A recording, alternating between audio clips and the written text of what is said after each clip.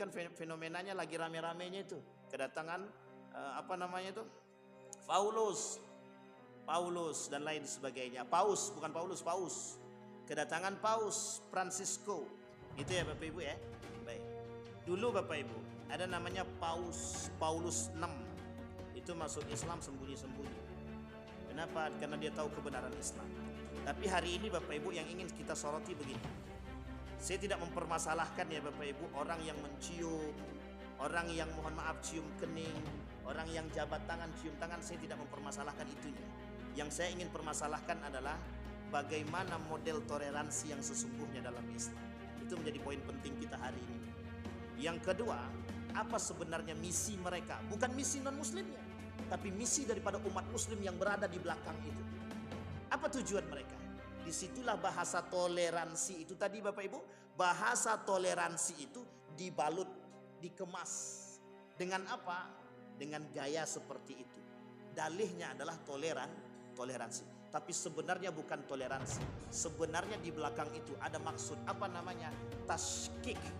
Tahu Bapak Ibu tashkik? Tashkik itu membuat kita ragu dengan agama kita sendiri.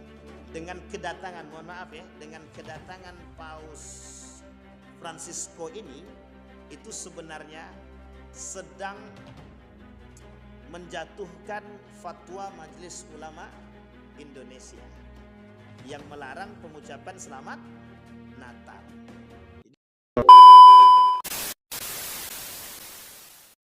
Asyhadu an la ilaha illallah wahdahu la syarika lah wa asyhadu anna Muhammadan abduhu wa rasuluh la nabiyya ba'd. Allahumma salli wa sallim wa barik ala hadzal nabiyil karim. Allahumma salli ala Muhammad wa ala ali Muhammad fil alamin innaka Hamidum Majid.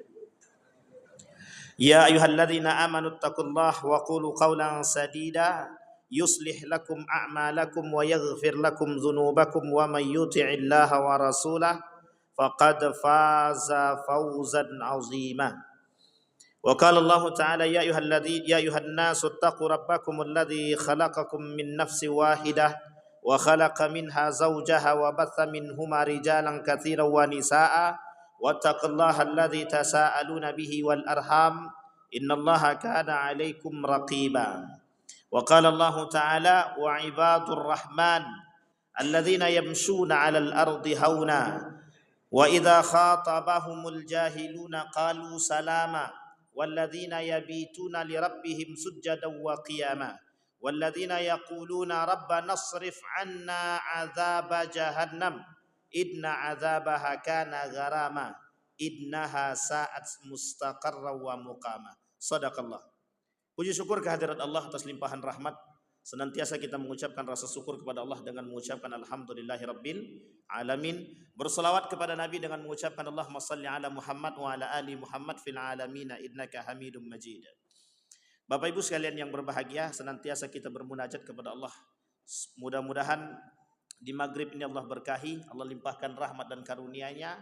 Allah jadikan keluarga yang sakinah mawaddah warahmah, anak-anak yang saleh dan salehah, orang tua yang selalu diberkahi oleh Allah Subhanahu wa taala. Amin ya rabbal alamin. Yang tak kalah penting kita bermunajat istiqamah dalam kebaikan dan ketaatan dan istiqamah dalam kebaikan. Amin ya rabbal alamin. Baik Bapak Ibu sekalian yang berbahagia, pada maghrib ini pekan kedua. Kemarin saya tanya sama pengurusnya Bang Ustadz Billy, kira-kira apa temanya? Temanya prahara akhir zaman Ustadz. Ini sebenarnya tema yang entah lagi hangat atau memang entah lagi apa, enggak tahu.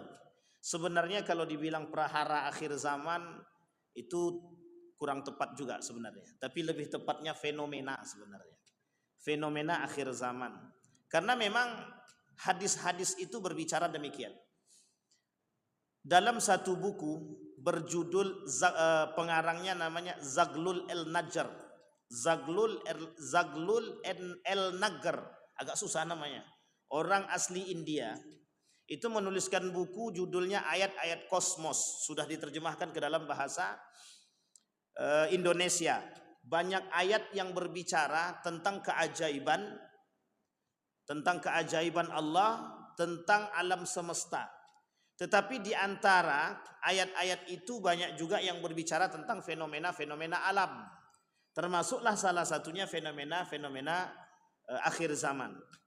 Salah satu buku yang menjadi rujukan oleh para ulama hari ini adalah itu ada pada kitab Sunan Abi Daud dan Sunan Ibnu Majah.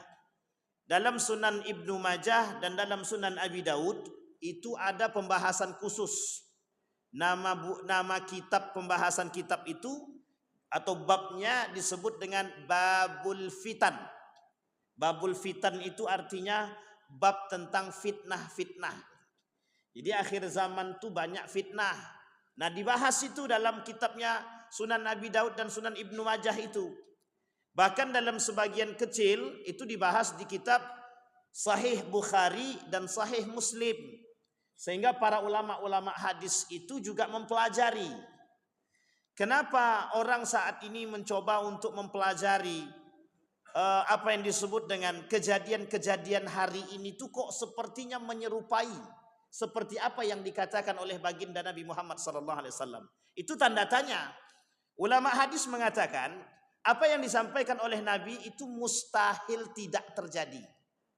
Apa yang dikatakan oleh Nabi itu mustahil tidak terjadi. Maksudnya apa? Misal. Kata Nabi, kelak umatku terbagi menjadi 73 golongan. Sebenarnya bukan umat Islam saja. Dimulai dari Yahudi, Nasrani dan Islam. Yahudi 71, Nasrani 72, Muslim atau Islam 73. Hadis itu sahih. Tapi sekarang itu bukan 73.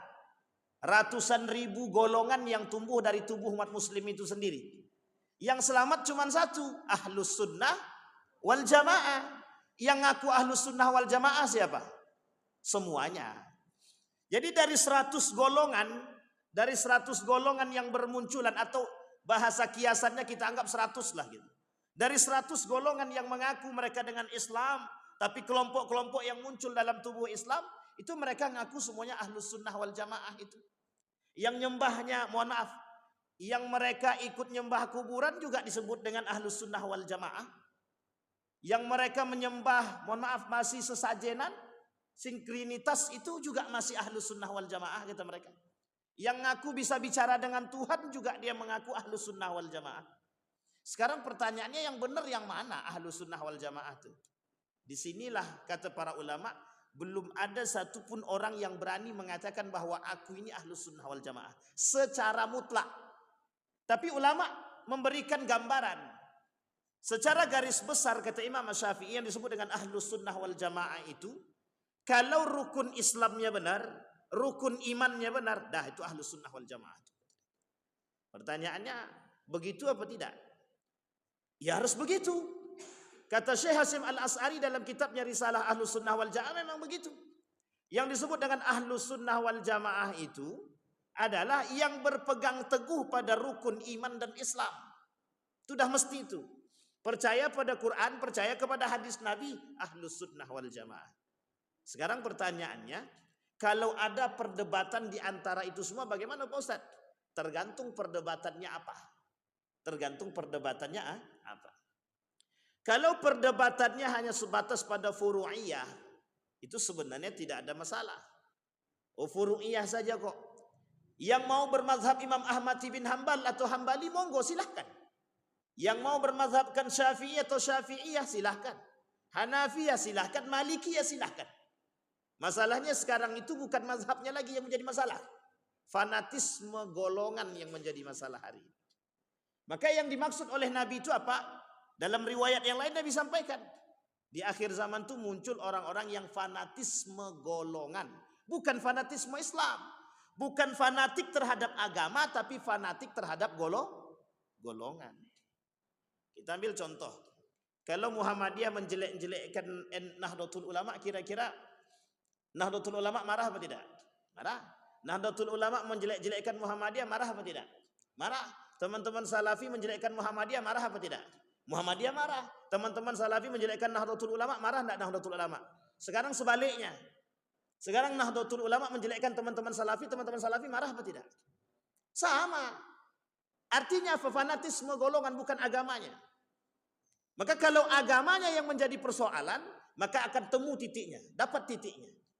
Tapi yang dipermasalahkan bukan agamanya, tapi yang dipermasalahkan adalah golongannya. Maka Bapak Ibu sekalian yang berbahagia, kata Nabi itu fenomena. Bahkan ada salah seorang ulama mengatakan ramalan baginda Nabi Muhammad SAW. Sebenarnya tak cocok dikatakan ramalan. Jadi apa yang disampaikan oleh Nabi dalam hadis-hadis dia tentang fitnah itu semuanya terjadi. Maka kalau tidak terjadi, maka Nabi tidak maksum. Kalau tidak terjadi, perkataan Nabi tidak wahyu. Karena Nabi mustahil mengatakan sesuatu itu kalau bukan wahyu. Wa ma yantiqu 'anil hawa in huwa illa wahyun yuha. Nabi itu tidak mungkin berkata sesuatu kalau bukan itu wahyu. Itu pasti wahyu. Yang disampaikan Nabi itu pasti wahyu. Kalau tidak wahyu, Nabi tak akan sampaikan. Maka Nabi mustahil dusta. Nabi mustahil dusta. Baik Bapak Ibu sekalian yang berbahagia. Hari ini saya coba angkat kitabnya Risalah Ahlus Sunnah wal Jamaah karangan Syekh Hasim Al-As'ari. Dalam kitab ini setidaknya ada 30 poin yang akan menjadi persoalan kita. Nanti kalau kurang kita tambah. Hadis yang berbicara tentang fitnah akhir zaman atau tanda kiamat kecil, itu sebenarnya tandanya banyak. Ada 260-an lebih dalam hadis Nabi itu. Tapi kita coba ambil 30 dulu dari kalangan Syekh Hasim Al-As'ari, pendiri Nahdlatul Ulama. Kata Syekh Hasim Al-As'ari, paling tidak ada 30 tanda datangnya hari kiamat atau disebut dengan fitnah akhir zaman, atau disebut lagi bahasa lainnya prahara akhir zaman, atau disebut dengan fenomena-fenomena yang muncul sebelum datangnya 10 tanda kiamat besar. Dia tanda kiamat besar itu dalam kitab Armageddon itu ada 10. Ada 10. Kalau dah datang 10 ini tinggal tunggu saja lagi. Nomor 1 Dajjal, 2 Nabi Isa turun, yang ketiga Ya'jud Ma'jud, sampai nanti itu. Sampai nanti terakhir ada muncul zalzalah. Kalau sudah zalzalah gempa dunia itu tinggal tunggu aja lagi. Tak usah bersyahadat lagi, tak perlu. Karena tak sempat lagi nak berpikir syahadat itu tak sempat. Orang semua sudah menunggu, mencari, tidak sempat lagi mana mobil saya, mana rumah saya, tak sempat. Karena semua orang sudah kalang kabut untuk mencari keselamatan. Yang jelas pada masa itu tidak ada yang selamat. Tidak ada satupun yang selamat. Baik Bapak Ibu sekalian yang berbahagia. Apa kata beliau? Fi dzikri imarati iqtirabis sa'ah. Tanda-tanda kedatangan hari kiamat atau fenomena hari kiamat. Wahiyya katsirah. Itu banyak kata Imam Hasim Al-As'ari, kata Mbah Hasim. Yang pertama kata Nabi dalam hadisnya, adamul musa'adah wal mu'awanah 'alad din. Wa huwa qawluhu ya'ti 'alan nasi zamanun as-sabir 'ala dinihi kal qabid 'alal jamri.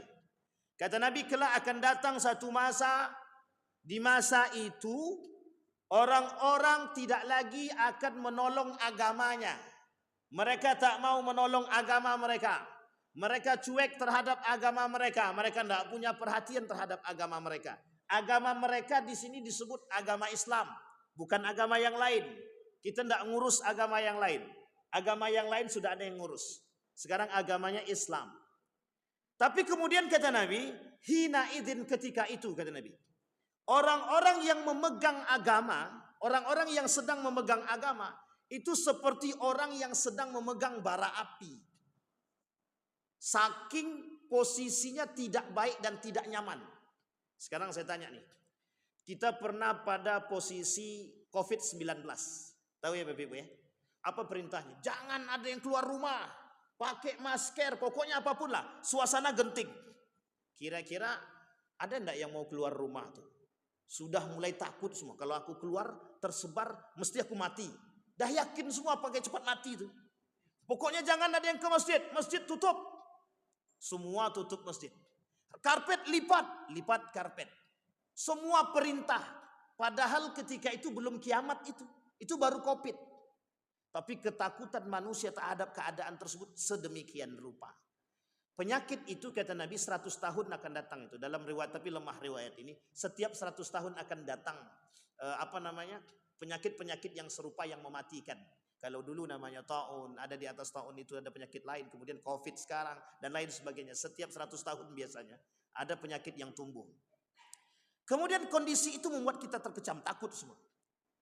Orang akan mencoba berpikir apakah itu rekayasa, apakah itu buatan. Sekarang tidak ada satupun yang berpikir semua yang ada di dunia ini rekayasa Tuhan. Coba bayangkan. Kalau tahu kita rekayasa manusia, kita biasa saja, santai aja. Sekarang kita tahu itu rekayasa Tuhan. Dan ini mesti buatan Allah. Tidak mungkin tidak, kiamat. Itu mesti Allah yang buat. Pertanyaannya adalah, ketika COVID saja, orang siap-siap cari, mohon maaf, masker itu yang harganya cuma 2.000, jadi 10.000 satu biji. Saking ketakutannya. Berarti orang sudah mempersiapkan. Pertanyaannya adalah ketika kiamat sudah dijanjikan oleh Allah, itu yang mempersiapkan kiamat itu yang tua-tua saja. Yang sudah mohon maaf mendekat ajal. Itu sudah mulai siap-siap itu. Tapi sekarang ada pula yang tua yang tak sadar diri pula. Umur sudah 70 tahun masih juga selingkuh lagi. Itu sebenarnya tidak tahu pula itu kita ngapain itu. Kan kasus di televisi yang baru ini, kakek umur 70 tahun menzinahi cucu sendiri. Nah, itu kan kurang ajar pula itu. Artinya apa? Orang tak bersiap. Kiamat tahu mereka pelajari agama, tahu mereka ilmunya, tapi kenapa mereka tidak takut dengan kedatangan kiamat? Yang zina ya tetap zina. Yang judi tetap judi. Yang mabuk-mabukan tetap mabuk-mabukan. Justru sekarang bukan semakin sempit. Bukan semakin sedikit tapi semakin parah. Narkoba semakin merajalela. Katanya bandarnya ditangkap. Tapi bandar ditangkap, narkoba makin merajalela. Itu unik. Narkoba, bandar ditangkap, narkobanya masih semakin merajalela. Sama seperti zina. Prostitusi ditutup. Tapi kenapa orang yang menjual diri semakin banyak? Karena prostitusi online yang terbuka. Yang tutup prostitusi fisik saja. Yang online-nya tidak ditutup. Artinya apa? Ketika di akhir zaman itu, keadaan itu genting. Keadaan itu terlihat hanya orang-orang yang tidak beriman. Maka ketika itu orang yang beriman, mereka akan menjadi orang yang paling aneh. Menjadi manusia yang paling aneh. Kalau dia tak berpegang pada iman dia terjerumus dalam dosa. Tapi kalau dia berpegang pada iman dia terkucilkan. Ini posisi Bapak Ibu yang harus diperhatikan. Orang kelak di akhir zaman itu, orang beriman yang berpegang teguh pada iman itu terkucilkan, terasingkan. Itu otomatis terasingkan sendiri. Tapi kalau dia tidak berpegang teguh pada iman dia mesti terjerumus dalam neraka, terjerumus dalam dosa. Sekarang posisi itu bagaimana? Kondisi dia terjepit. Ke kanan salah, ke kiri salah. Maka ketika itu kata Nabi, jalan luruslah. Ini sebenarnya istilah kiasan. Dalam hadis Nabi itu begini. Berjalanlah lurus. Karena setiap ke kanan dan ke kiri belokan itu ada setan, kata dia. Itu bahasa kiasan. Berpegang teguhlah kalian kepada yang sudah aku tinggalkan, kata Nabi. Kalau orang yang keluar daripada jalan yang lurus tadi mesti sesat. Begitu bahasanya. Taraktu fikum amrain lan tadillu bikum abadan. Kalau kalian berpegang teguh dengan dua itu tidak akan pernah sesat, kata Nabi. Al-Quran dan Sunnah. Hari ini tuh semuanya mau dibuat kabur. Bapak Ibu sekalian yang berbahagia, bukankah itu sudah sunnatullah Pak Ustadz? Ya, sunnatullah. Tapi di balik sunnatullah itu ada manusia-manusia yang mendesain itu. Ada manusia-manusia yang ingin membuat kita umat muslim ini jauh daripada Islam itu. Dan itu disebut dengan by design. Sudah diatur. Meskipun itu sunnatullah. Sekalipun itu sudah janjinya Allah. Tetapi satu sisi manusia tahu, yang mempelajari tahu, maka mereka buat itu desain. Kita ambil contoh. Apa contohnya orang-orang yang menjauhkan kita daripada Islam? Contohnya adalah kita disuruh mengamini perbuatan-perbuatan yang tak benar. Misal. Tasabbuh. Ada artinya tasabbuh. Tasabbuh itu menyerupai kafir Quraisy. menyerupai Nasrani, menyerupai kafir Quraisy. Misal, ada kebiasaan kaum Nasrani memakai Santa Claus, memakai topi yang seperti topi-topi, mohon maaf, topi apa namanya itu? Ya topi Santa lah. Warnanya begitulah pokoknya. Kemudian ada namanya bunga, pohon apa namanya itu? Pohon itulah pokoknya. Saya lupa pula nama pohon tuh. Tapi sekarang itu kita disuruh untuk mengamini satu perbuatan. Kita disuruh untuk mengamini satu perbuatan yang sebenarnya perbuatan itu ada kaitannya dengan tasyabbuh. Dan tasyabbuh itu tidak boleh dalam Islam. Man tasyabbaha biqaumin fahuwa minhu. Yang ikut-ikutan dengan apa yang perbuatan kaum Nasrani, kaum Yahudi, dia bagian daripada itu. Itu kata agama kita. Sekarang bagaimana caranya mengamini yang saya sampaikan tadi? Kita disuruh untuk ikut-ikutan memakai pakaian itu. Tapi yang nyuruh siapa? Bukan non-muslimnya. Yang nyuruh siapa? Umat muslimnya. Satu. Apa dalilnya? Apa dalihnya? Apa alasannya? Apa argumentasinya? Argumentasinya adalah toleransi. Sampai di sini paham? Baik Bapak Ibu. Jadi cara menjauhkan agama dari kita itu secara perlahan. Maka kelak akan begini bahasanya. Apa bahasanya? Kelak begini. Salat di rumah bagi laki-laki dan salat di masjid itu sama. Dan tidak berdosa. Kalau laki-laki tidak salat di masjid itu tak ada dosa. Ini coba bahasa ini tolong diperhatikan baik-baik. Apa yang terbenam dalam otak laki-laki? Oh ya udah kalau gitu. Enggak apa-apa berarti kami salat di rumah saja. Yang penting kan yang penting salat. Kira-kira nilai berkah masjid hilang apa tidak? Hilang. Sedikit demi sedikit orang hilang dari masjid. Kenapa? Karena pemahamannya enggak apa-apa salat di rumah. Yang penting kan salat. Satu. Sampai di sini paham Bapak Ibu ya? Perempuan juga sama. Bagaimana caranya untuk perempuan biar mohon maaf agak sedikit jauh daripada agama? Si anu tuh salat 5 waktu di masjid. Akhlak dia kayak setan gitu deh. Itu yang tak pernah salat, adabnya baik. Coba. Kira-kira tercuci enggak otak kita begitu itu? Iya juga ya. Kalau gitu ya udahlah gitu. Biasa-biasa ajalah dalam beribadah. Ujung-ujungnya kita disuruh beribadahlah secara biasa-biasa saja. Pertanyaannya adalah perintah agama untuk taat beragama. Perintah Allah kita disuruh untuk semakin kuat dalam beragama. Toh muncul manusia beragamakan Islam bukan non-muslim, tapi Islam. Apa kata mereka? Udahlah, biasa ajalah dalam beribadah tuh. Nggak usah terlalu ekstrim-ekstrim betul. Masa orang sholat di masjid kok dibilang ekstrim? Orang pakai kerudung kok dibilang ekstrim? Orang berpakaian jubah kok dibilang ekstrim? Maka dulu ada bahasa yang setiap wanita pakai cadar dan pakai gamis itu mesti teroris. Tengok bapak-bapak yang pakai jenggotnya mohon maaf, agak sedikit mengkhawatirkan, itu teroris. Awak sendiri pernah disebutkan teroris. Awak sedang jalan, pakai jubah, memang pakai peci. Itu teroris tuh kata dia. Awak dibilangnya teroris. Saya bilang sakit. Salahkah? Tak. Dulu kami Bapak Ibu di Jogja itu saya pernah sholat pakai kain sarung. Sholatnya di hari biasa pakai kain sarung. Masuk ke dalam masjid salah satu kampus di Yogyakarta. Pakai kain sarung kita sholat. Apa kata dia? Kau mau sholat apa? Pokok pakai kain sarung kata dia. Mau sholat Jumat kata dia. Dalam benak saya berarti orang yang pakai kain yang sholat Jumat itu cuma yang pakai kain sarung itu cuma sholat Jumat aja. Selain daripada sholat Jumat itu ya pakai celana. Coba bayangkan gaya berpikir itu tidak terlalu bermasalah sebenarnya. Cuman yang menjadi masalahnya apa? Bagaimana cara mereka membangun pola pikir agar kita ini berislam udahlah biasa-biasa saja. Nggak usah terlalu ekstrim. Nah, itu maksudnya. Sehingga ketika kita melihat yang salah, ya udah biasa aja. Nggak usah terlalu ekstrim menghakimi orang. Biasa aja. Berarti orang zina di depan kita ya udah biasa aja. Kan dia manusia juga pasti buat salah. Nanti dibalikkan ke kita. Kau pernah salah tak? Salah kan? Kan tak mungkin juga kami hakimi kau masuk neraka kata dia. Nah, coba bayangkan. Artinya apa? hanya karena bahasa itu bisa menghilangkan nilai-nilai agama. Sehingga apa?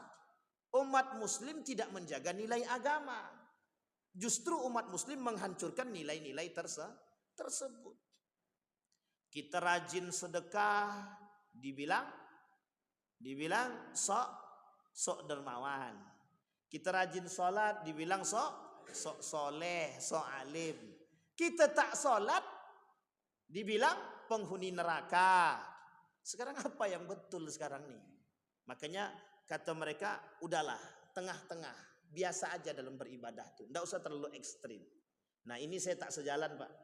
Ini cara mereka untuk menjauhkan.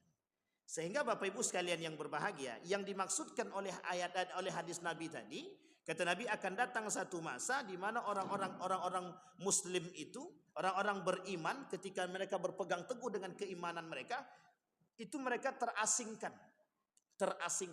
Kenapa? Karena orang Islam tidak suka dengan gaya mereka. Sebenarnya bukan asing di dunia non-muslim, tapi asing di telinga umat muslim. Kita ambil contoh fenomena kita yang sudah sangat familiar hari ini. Bapak Ibu sekalian yang berbahagia, hari ini kan fenomenanya lagi rame-ramenya itu. Kedatangan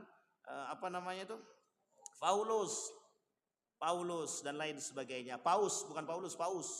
Kedatangan Paus Francisco. Gitu ya Bapak Ibu ya. Baik.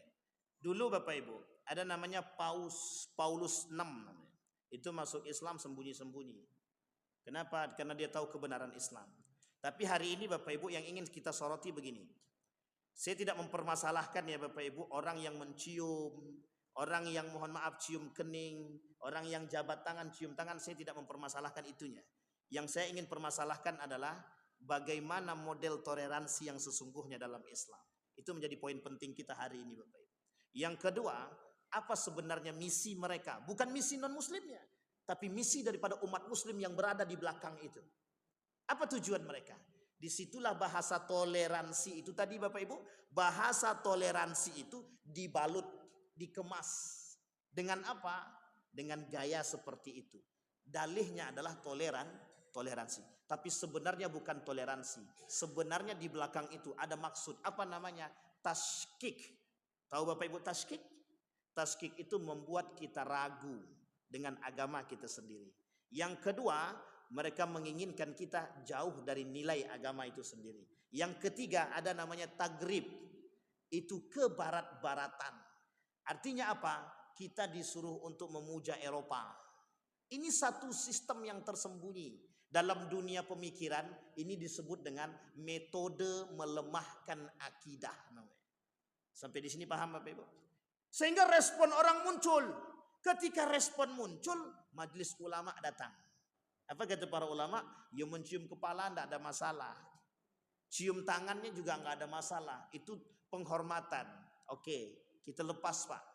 Karena dalam unsur kemanusiaan dalam unsur kemanusiaan. Masalahnya tempatnya di mana dan sedang seperti apa. Itu menjadi kunci kita hari ini. Makanya kalau bahasa kami namanya Bapak Ibu toleransi kebablasan. Toleransi yang kebablasan. Sekarang pertanyaan saya adalah, siapa mereka? Muslimkah mereka? Muslim. Yang menjunjung tinggi seperti itu muslim atau tidak? Muslim. Yang melakukan perbuatan itu muslim atau tidak? Muslim. Artinya apa? Hari ini dengan kacamata kita terbuka, kita disuruh mengamini perbuatan-perbuatan tasabbuh. Kita disuruh mengamini perbuatan-perbuatan yang menyerupai Nasrani dan Yahudi. Akhirnya apa? Kalau kita sudah mengamini perbuatan tersebut dengan leluasa, program-program mereka, proyek-proyek mereka, proyek-proyek kaum liberal, orientalis untuk merusak agama kita semakin mudah. Itu gambaran yang ingin saya sampaikan Bapak Ibu. Karena gambaran ini sebenarnya yang ditunggu oleh siapapun. Kenapa demikian?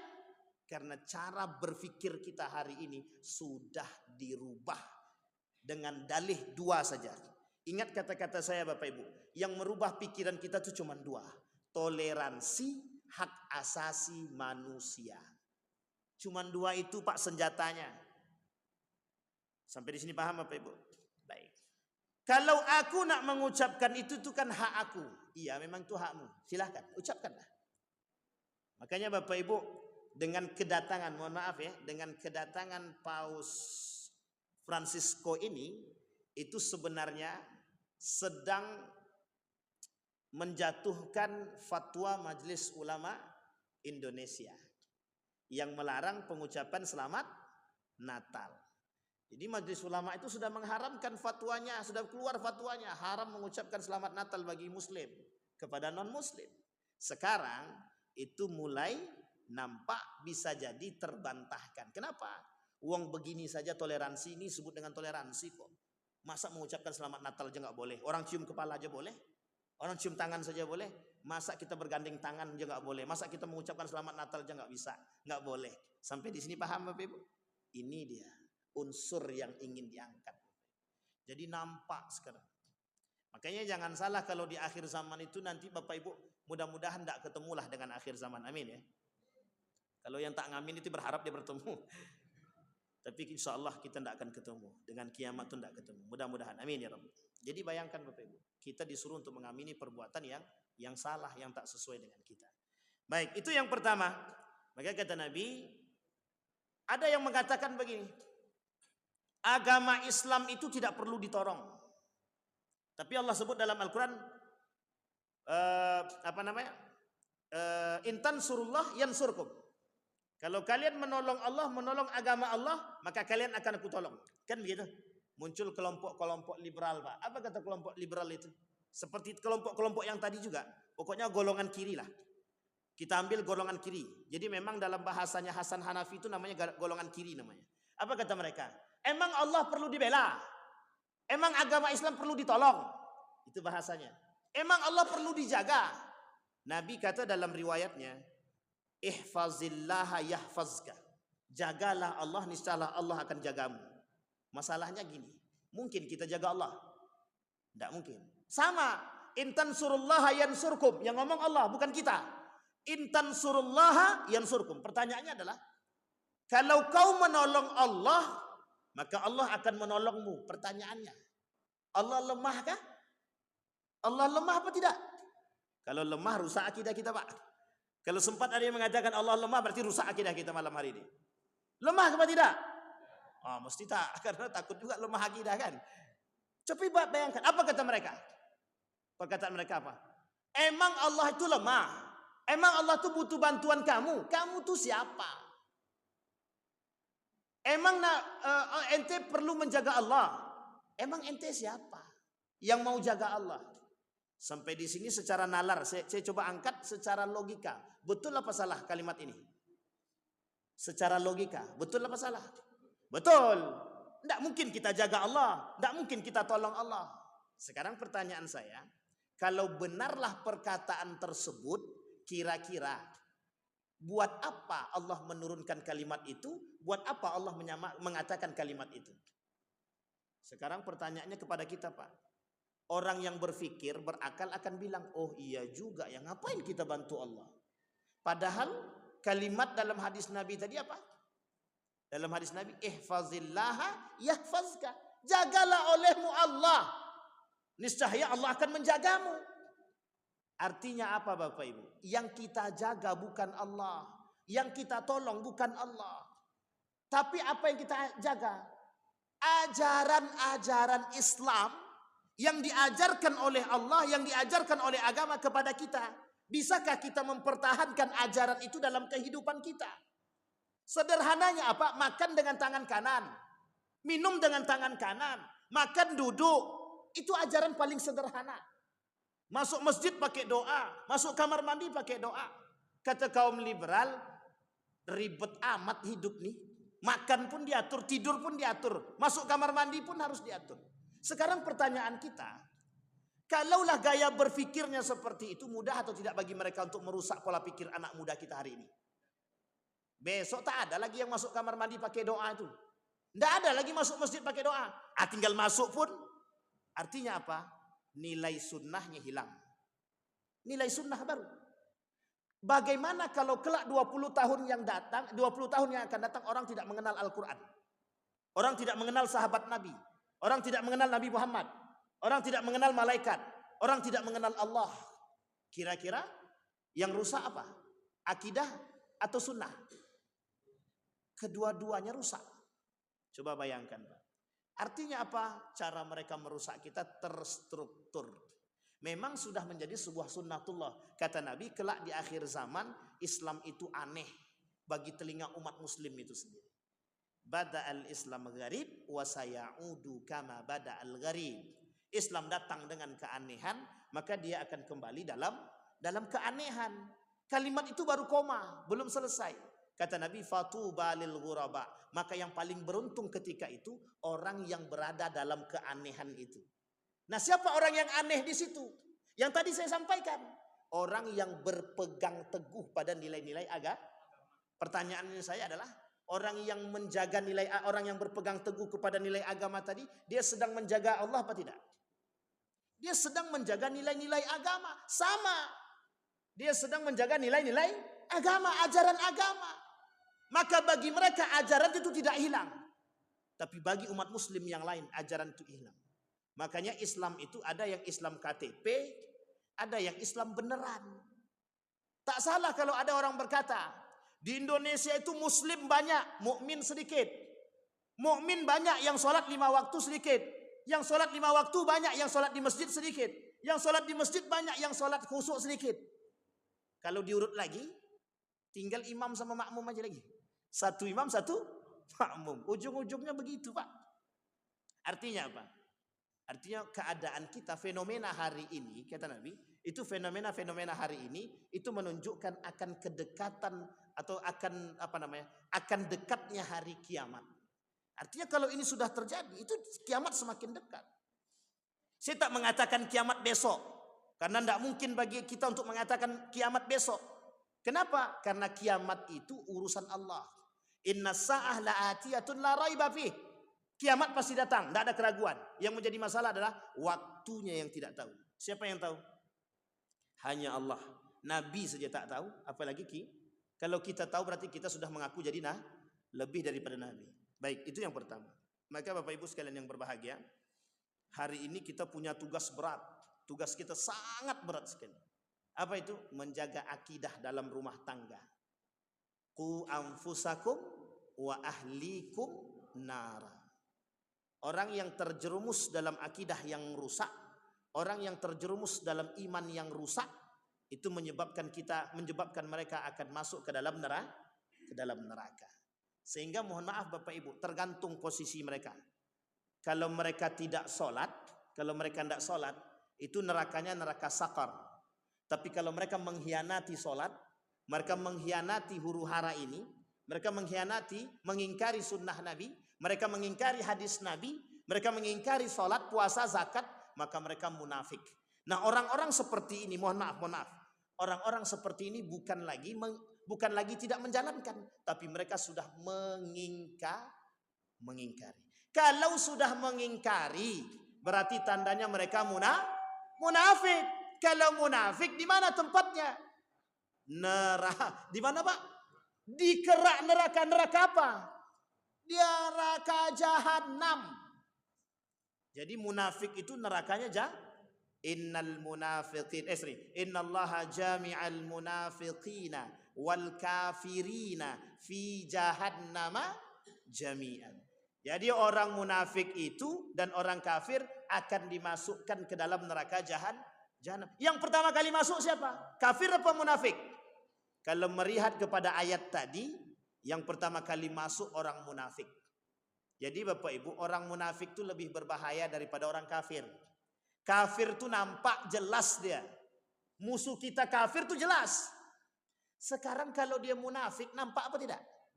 Na'udzubillah min zalik, Pak. Na'udzubillah, jangan sampai di dalam masjid ini ada yang munafik. Na'udzubillah min zalik.